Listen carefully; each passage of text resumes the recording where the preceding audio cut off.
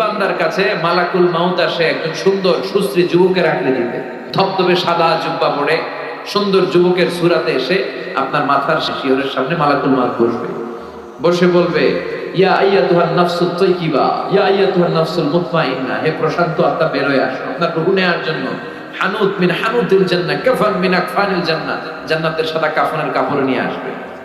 ও প্রশান্ত আত্মা, উখরুজি ইলা মাগফিরাতিল্লাহ ওয়া রিদওয়ানিল্লাহ, আল্লাহর ক্ষমা আল্লাহর দয়ার দিকে রূহটা বের হয়ে আসো। বলার সাথে সাথে আপনার রূহ বের হয়ে আসবে স্মুথলি। মুমিনের রূহ বের হবে স্মুথলি। আর কাফিরের কাছে মালাকুল মাউত আলা আখবাসি মা ইয়াকুন, যত নিকৃষ্ট চেহারা হতে পারে, যত নিকৃষ্ট কাপড় হতে পারে, যত দুর্গন্ধযুক্ত দেহ হতে পারে, এরকম ভয়ঙ্কর একটা চেহারা নিয়ে আসবে। মুমিনের কাছে যেমনি ভদ্রভাবে মাতার সামনে বসে, কাফেরের সামনে এমনি বসবে না। কাফেরের সামনে এসে মালাকুল মাউত একটা ত্রাস তৈরি করবে, ভয়ঙ্কর ত্রাস, ধমক দিবে। ধমক দিয়ে বলবে, উখরুজি ইয়া আইয়াতুহান নাফসুল খাবিসা, হে পাপাত্মা বেরো। মুমিনের আত্মা যেমনি স্মুথলি বের হয়েছে, কাফের নাস্তিক তাদের আত্মা সহজে বেরোতে চাইবে না। আত্মাটা একবার ডানে যাবে, বায়ে যাবে, সামনে পেছনে, মালাকুল মাউত আত্মাটারে ধরে টান দিবে, টেনে হিচড়ে। একটা জীবিত ছাগলের জবাই না করে ছাগলের চামড়া উল্টো দিকে টেনে খসালে যেরকম ব্যথা, এর চেয়ে বেশি ব্যথা দিয়ে রুহটারে টেনে টেনে তিনি বের করবেন। কাফের মুশরিকদের জন্য 3টা প্রশ্ন, মুমিনদের জন্য 4টা। আপনারা যারা, আপনাদের প্রশ্ন কয়টা? মুমিন যারা, তাদের জন্য 4টা। কয়টা প্রশ্ন? আওয়াজ করে বলেন। 4টা প্রশ্ন আপনাদের করা হবে। প্রথম প্রশ্ন, আমার রব্বু, হু ইজ ইওর লর্ড? তোমার রবের নাম কি? কি বলবে?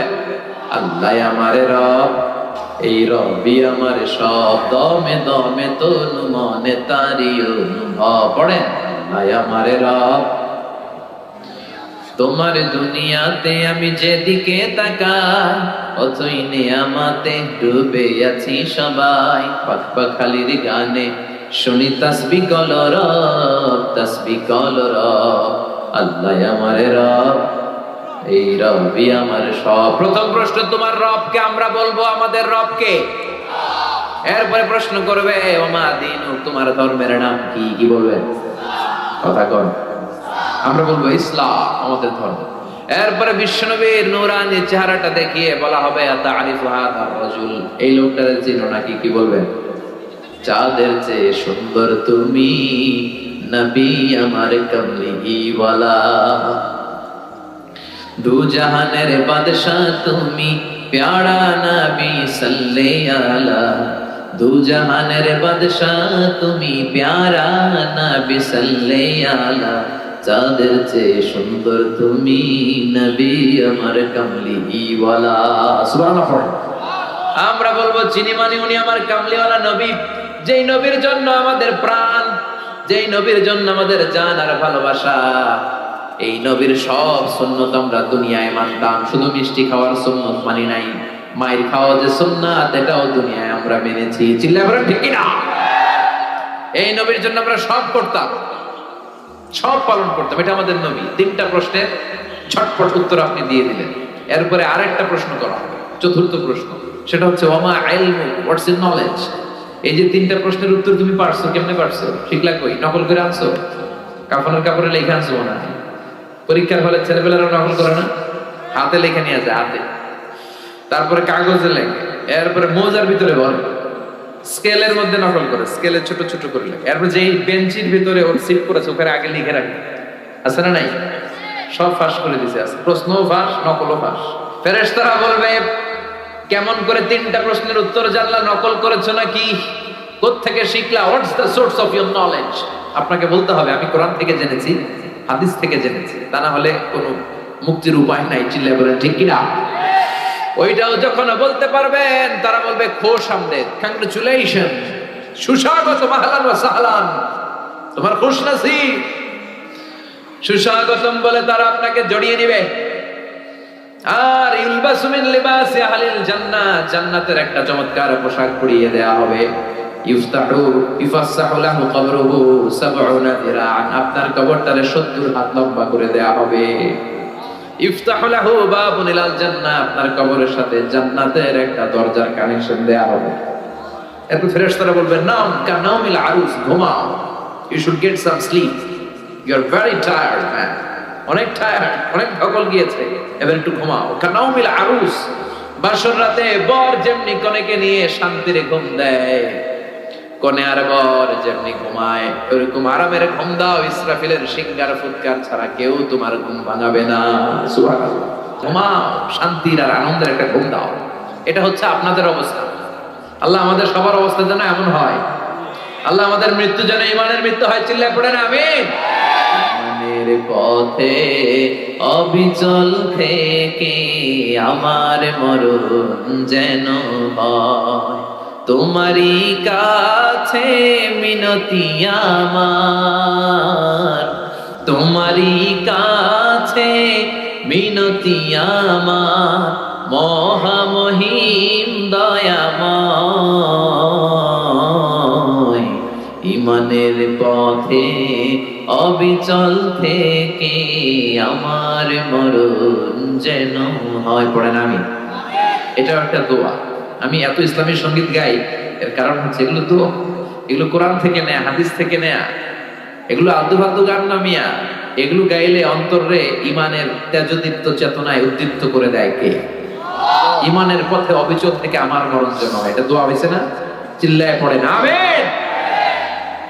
আর কাফির মুশরিক, ওদের কাছেও ফেরেশতারা আসে, মালাকান আসওয়াদান আজরাকান, কৃষ্ণ বর্ণের নীলাভ চোখ। আমাদের কাছে আসবে সুন্দর আকৃতিতে, ওদের কাছে আসবে কৃষ্ণ বর্ণের কালো নীলাভ চোখ, নীল দুটো চোখ। এসেই বলবে, বল মার রব্বুক, তোর রবের নাম কি? কয় জানি না। লা আদ্রি, হাদিসের ভাষায় এসেছে লা আদ্রি, আমি জানি, সব খায়া ফেলাইছি, ভুলে গেছি। লা আদ্রি, জানি না রবের নাম কি? কয় রব আবার কি? 2 নম্বর প্রশ্ন, আমা দিন, উত্তর ধর্মের নাম কি? কয় লা আদ্রি, জানি না। ফেরেশতারা বলবে তারা আর একটা প্রশ্ন বাকি, এরপরে তোরা জানাই দিস। 3 নম্বরে বলা হবে, আচ্ছা আরিফু মান হাদার রাজুল, দেখতো এই লোকটারে চেনা যায় কিনা? কয় জানি না। কুনতু আকুলু মা ইয়াকুলু রাজুল, লোকজন যা বলতো আমিও বলতাম, লোকজন ওনারে গালি দিত আমিও গালি দিতাম, লোকজন ওনার বিরুদ্ধে ব্লগে লিখতো আমিও লাইক দিতাম। আছে না নাই? ওনার ফ্যামিলির জীবন নিয়ে, পারিবারিক জীবন নিয়ে লোকজন কটু কথা বলতো, আমি ওনার বিরুদ্ধে কার্টুন আঁকতাম। এরকম টাকা বাংলার জমিনে আছে না নাই? ওনার সম্মানে আমরা আঘাত দিতাম। বিশ্বনবীর সম্মানে আঘাত দিলে ওইটা কোনো মুমিন সহ্য করতে পারে না। বিশ্বনবী, কোরআন, ইসলাম, এগুলো আমাদের কাছে মহাদামি। কারণ বিশ্বনবীর সুপারিশ ছাড়া আমি তো জান্নাতে যেতে পারবো না। তাই ওই নবীর বিরুদ্ধে কথা বললে ওরা ছাড় দেওয়া হবে না। চিল্লা এখন ঠিক কিনা? চিনো কিনা এই লোকটারে? চিনো কিনা? চিনি না। সবাই গালি দিত, আমিও গালি দিতাম। ফেরেশতারা বলবে, লা দারাইতা ওয়ালা তালাইতা, তুই তো কিচ্ছু পারলি না, তুই লাড্ডু গুড্ডু।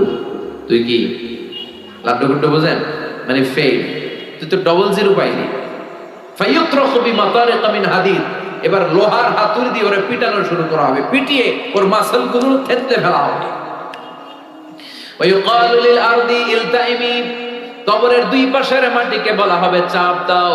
2 দিক থেকে এমন ভাবে ওর চারিপাশে চাপ দেয়া হবে, তাখতালিফা আদলাউহু, ওই চাপের চোটে ওর ডান পাশের পাজরের হাড়টি বাম পাশে চলে আসবে, বাম পাশের পাজরের হাড়টি ডান পাশে ঢুকে যাবে।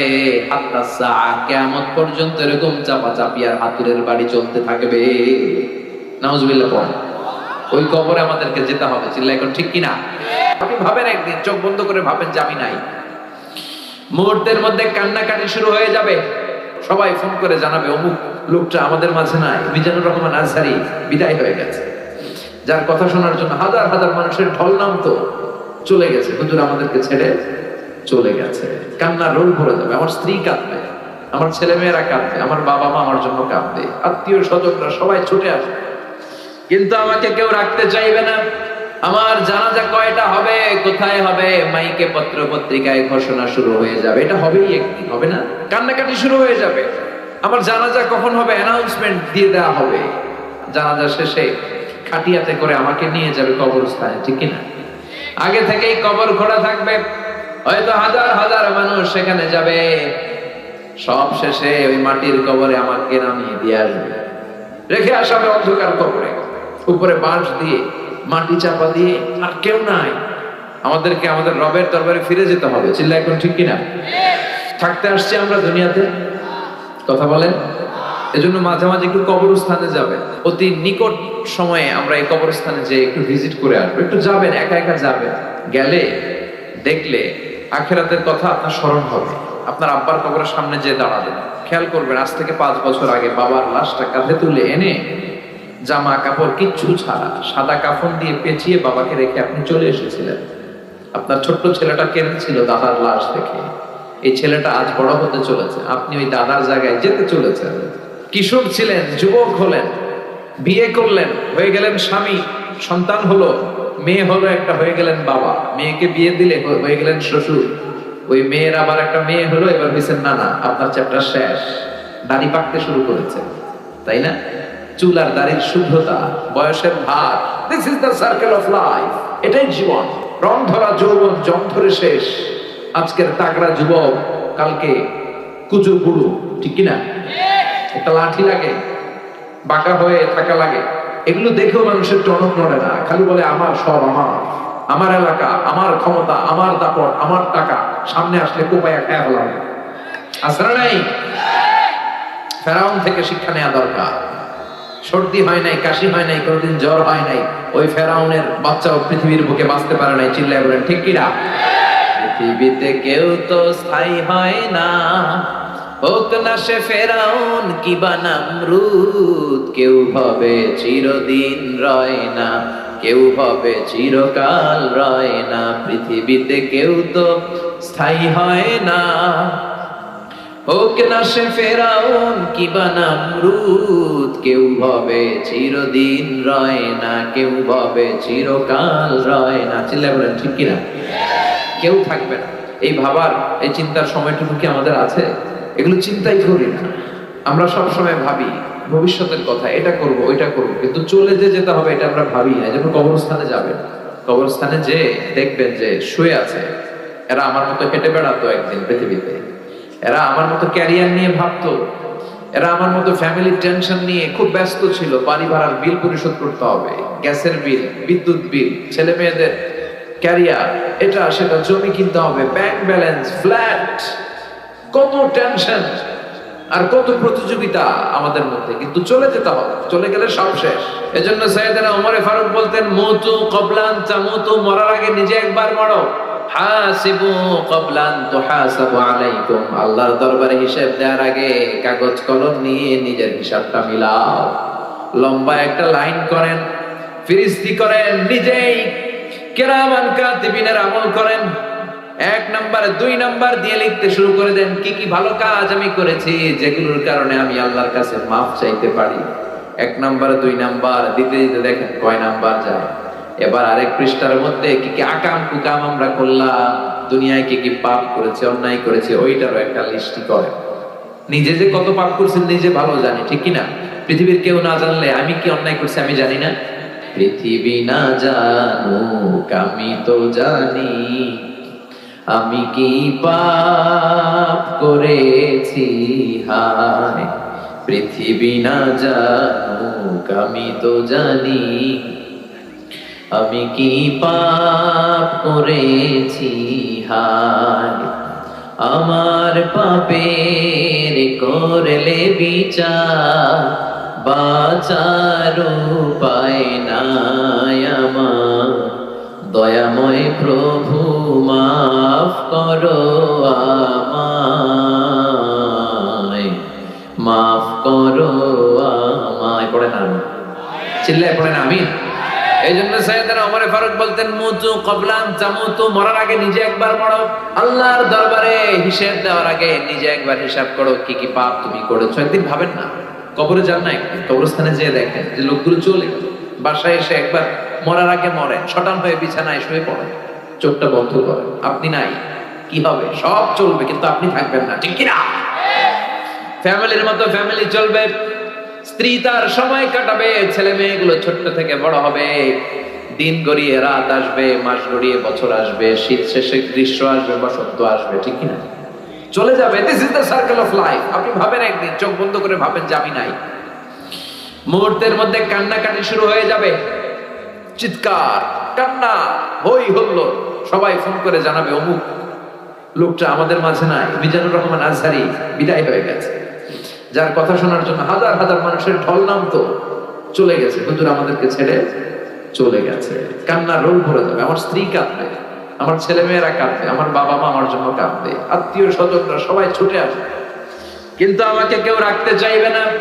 আমার জানাজা কয়টা হবে, কোথায় হবে, মাইকে পত্র পত্রিকায় ঘোষণা শুরু হয়ে যাবে। এটা হবেই একদিন, হবে না?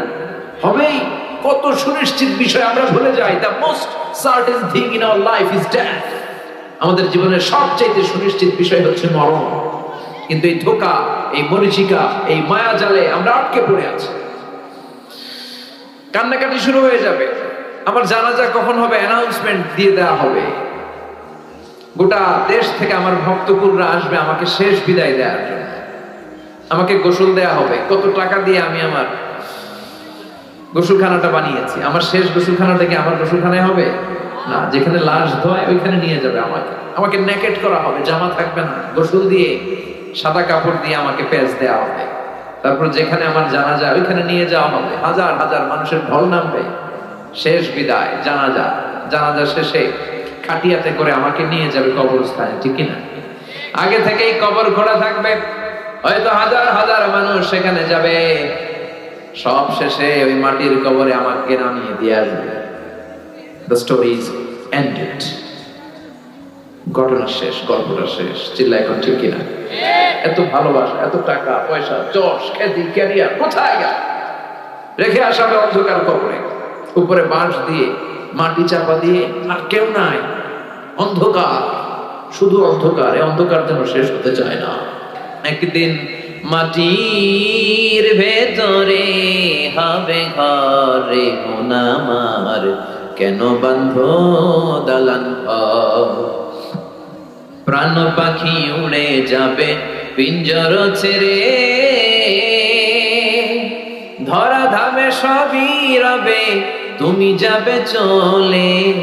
বন্ধু বান্ধব যত, মাতা পিতা দ্বারা সুত, সবই হবে তোমার পরে মন আমার, কেন বাঁধো দালান ঘর? একদিন মাটির ভেতরে হবে ঘরে মন আমার, কেন বাঁধো দালান ঘর? চিল্লায় বলেন, ঠিক কিনা? এজন্য রাব্বুল আলামিন বলেন, আল্লাহকুমুত তাকাসুরু হাত্তা যুরতুমুল মাকাবির। দুনিয়ার লোভ লালসা কখনো তোমাদের কমবে না যতক্ষণ না তোমরা কবরের মাটিতে ঢুকো। কার কথা?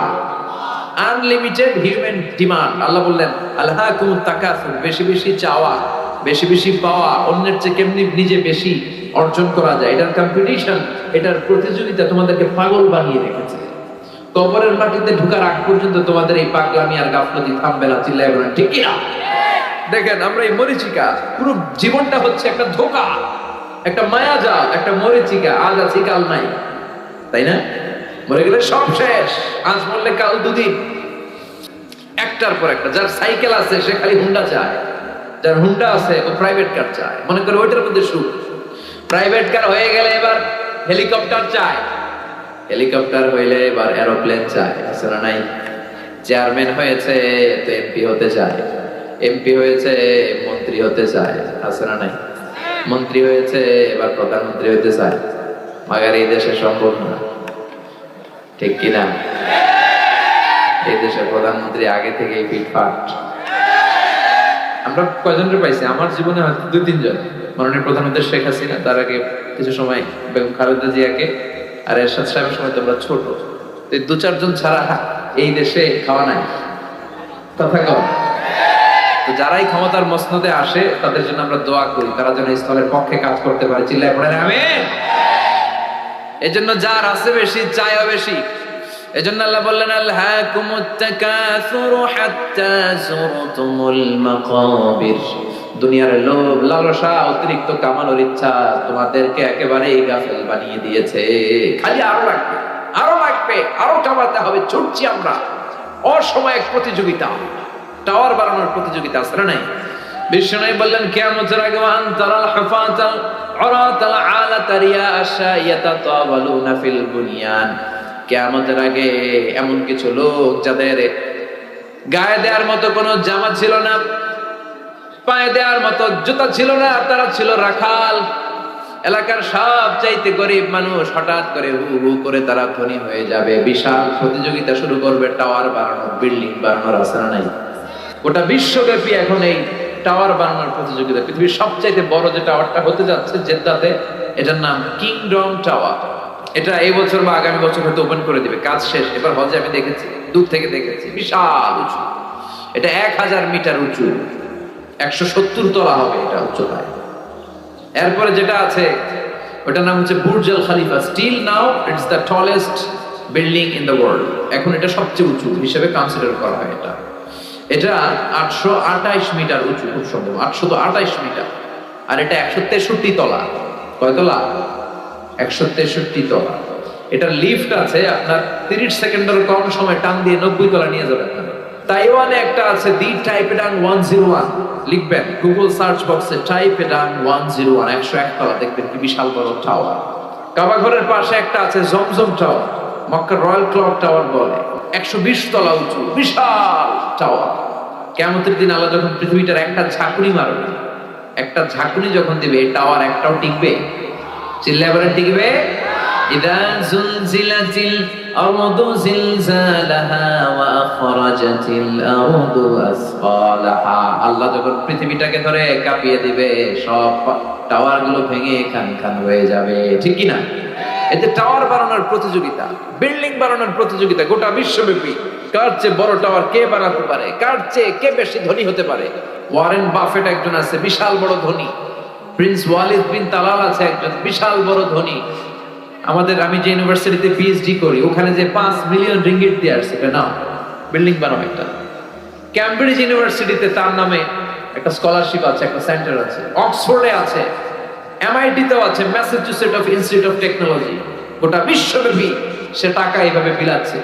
তার একটা পার্সোনাল প্রাইভেট জেট আছে, বিমান, যে বিমানের 70% মেড অফ গোল্ড। ওই বিমানের 70% স্বর্ণ দিয়ে বানানো। নাউজুবিল্লাহ বলবেন না? কিংডম হোল্ডিং কোম্পানির ওনার, বর্তমান বাদশাহ, আগের বাদশাহ আব্দুল্লাহর ভাগিনা। কত টাকা আছে নিজেই জানে না। আমার প্রোগ্রাম ছিল গত কয়েক বছর আগে ব্রুনাইতে, বান্দারসেরি বেগওয়ানে।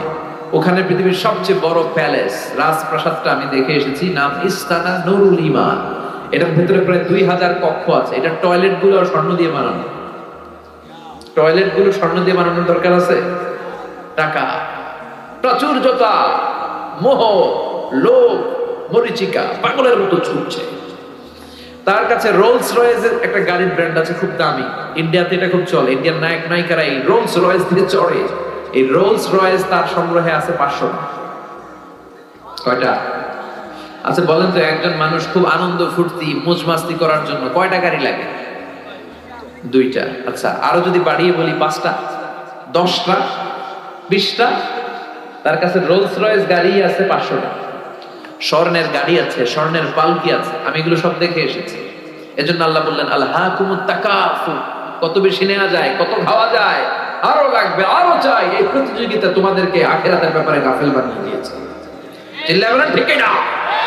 রব্বুল আলামিন বলেন আলহাকুমুত তাকাসুর হাত্তা যুরতুমুল মাকাবির। দুনিয়ার লোভ লালসা তোমাদেরকে গাফেল বানিয়ে দিয়েছে। তোমাদের এই গাফলতি, তোমাদের এই অবহেলা, তোমাদের এই লোভ কোনোদিন থামবে না যতক্ষণ না তোমরা কবরের বাড়িতে ঢুকো। কার কথা? কবরে ঢুকার আগ পর্যন্ত আমাদের এই গাফলতি কমবে? চিল্লায় বলেন কমবে? কবরে ঢুকার আগ পর্যন্ত আমাদের এই গাফলতি কমবে না। ইসলাম অর্থ উপার্জনে নিষেধ করেন। অর্থ আপনি উপার্জন করতে পারেন, কিন্তু অর্থের লোভ অন্তরে স্থান দেওয়া যাবে না। অন্তরে স্থান থাকতে হবে একজনের। চিল্লায় বলেন তিনি কে? অন্তরে ভয় থাকবে কার? যাদের হৃদয়ে আছে আল্লাহর ভয়, তারা কবু পথ ভুলে যায় না। আল্লাহর প্রেম ছাড়াই দুনিয়া কারো কাছে কোনো কিছু চায় না। রাতের আধারে যারা সেজদাতে রয়, দু চোখের স্রোতে নদী যেন বয়। ছলনার হাতছানি যতই আসুক, পেছনে ফিরেও সে তাকায় না। যাদের হৃদয়ে আছে আল্লাহর ভয়, তারা কবু পথ ভুলে যায় না।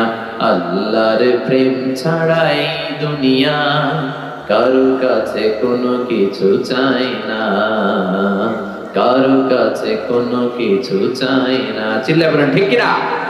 এজন্য অন্তরের ভেতরে অর্থকে স্থান দেয়া যাবে না। অর্থ ছাড়া, টাকা ছাড়া, পয়সা ছাড়া দুনিয়ায় চলা যায় না। এটা হাতের মধ্যে রেখে দিতে হবে, কিন্তু অন্তরে বসাইতে হবে একজনের ভয়। তিনি কে? আল্লাহর ভয় বসাতে হবে অন্তরে। এজন্য দুনিয়াটা এটা ক্ষণিকের দুনিয়া। দুনিয়ার উদাহরণ হচ্ছে 3টা লাশ আর 4টা স্বর্ণের টুকরার মতো। 3টা লাশ আর স্বর্ণের টুকরা 4টা। আওয়াজ করে বলেন, লাশ কয়টা? স্বর্ণের টুকরা কয়টা? লাশ কয়টা? আর স্বর্ণের টুকরা? বনি ইসরায়েলের সময়ে 3 বন্ধু কর্মসংস্থানের জন্য বেরিয়েছে, তারা কাজ করবে। পথিমধ্যে তারা গুপ্তধন পেয়েছে। কি গুপ্তধন? 4টা বড় বড় স্বর্ণের চাকা পেয়ে 3 বন্ধু তো মহা খুশি, পাইছি, এমন জিনিস পাইছি আজীবন খাইলেও শেষ হবে না।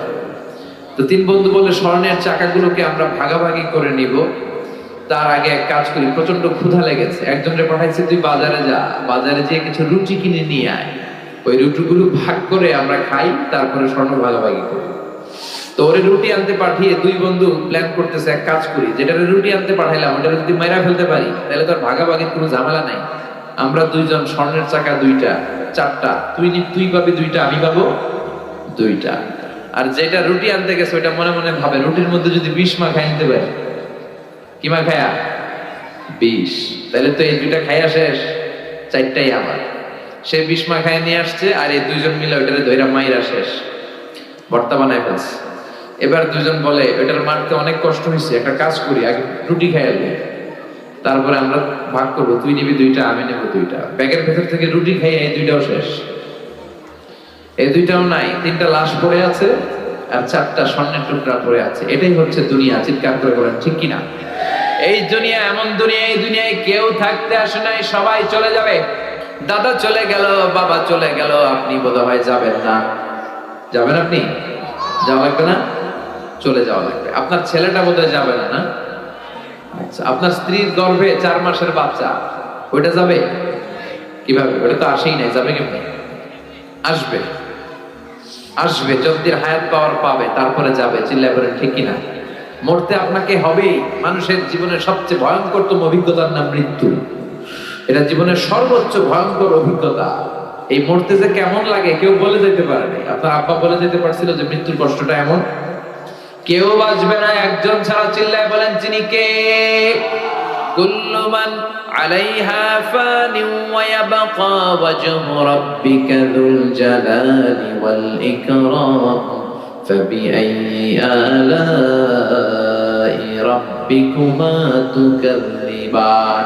এই পৃথিবীতে কেউ বেঁচে থাকবে না, সব মরে যাবে। মরবে না একজন, তিনি কে? সবাই মরে যাবে। মালাকুল মাউত একের পর এক সবার রূহ কবজ করে ফেলবে। মানুষ মারবে, জিন মারবে, প্রাণী মারবে, মৎস্যকুল মারবে, সব শেষ। আল্লাহ বলবেন, মালাকুল মাউত কি করছো? কয় সব মারছি। কে বাকি? বলবে শুধু ফেরেশতারা বাকি। আল্লাহ বলবেন, যাও মালাকুল মাউত ফেরেশতাদের রূহ কবজ করে ফেলো। সবগুলো ফেরেশতার রূহ কবজ হয়ে যাবে। আল্লাহ মালাকুল মাউতকে ডেকে বলবে, আখবিরনি মাইয়া বাকা, এবার কে কে বেঁচে আছে বলো। মালাকুল মউত বলবে, আল্লাহ কেউ বেঁচে নাই, শুধু 4 জন ফেরেশতা ছাড়া, জিব্রাইল, ইসরাফিল, মিকাইল আর আমি আজরাইল।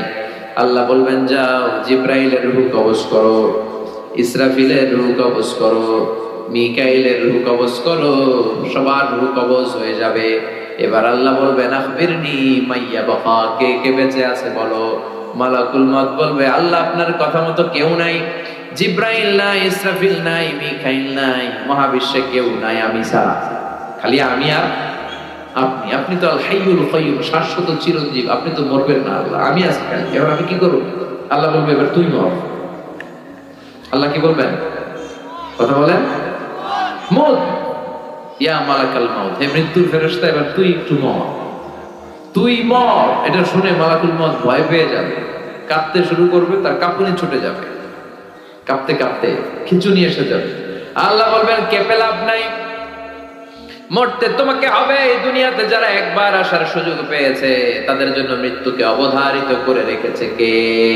কুল্লু নাফসিন যায়িকাতুল মাউত, সবাইকে মরতে হবে, তোমাকেও মরতে হবে। যাও জান্নাত জাহান্নামের মাঝ বরাবর দাঁড়াও।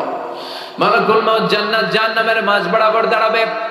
আল্লাহ বলবে মুত ইয়া মালাকুল মাউত, মর, মরে যা। মালাকুল মাউত বিকট একটা চিৎকার মেরে জান্নাত জাহান্নামের মাঝ বরাবর দাঁড়িয়ে মরে যাবে। এবার আর কেউ নাই, বিকট সে চিৎকার। বিশ্বনবী বলেছেন মালাকুল মাউতের সেদিনকার চিৎকারটা এত ভয়ঙ্কর হবে, সেই চিৎকারের আওয়াজ যদি দুনিয়ার মানুষেরা শুনতো তাহলে কিয়ামত সংঘটিত হওয়ার জন্য আলাদা করে ইসরাফিলের সিংহায় ফুৎকার দেওয়ার কোনো দরকার হতো না। ওই আজরাইলের মৃত্যুর কষ্টের চিৎকারের আওয়াজ শুনে কানের পর্দা ফেটে সবগুলো মানুষ লাশ হয়ে জমিনে পড়ে যেত। এবার মালাকুল মাউত নাই, ডানে কেউ নাই, বাঁয়ে কেউ নাই, সামনে কেউ নাই, উপরে কেউ নাই, পিছনে কেউ নাই, মহাবিশ্বে আর কেউ নাই। একজন ছাড়া, জোরে বলেন তিনি কে? আল্লাহ ছাড়া কেউ নাই। আল্লাহ হুঙ্কার দিয়ে বলবেন ইয়া আরদু আইনা আশজারুকি, ও পৃথিবী তোর গাছগুলো কোথায়? আইনা আনহারুকি, নদীগুলো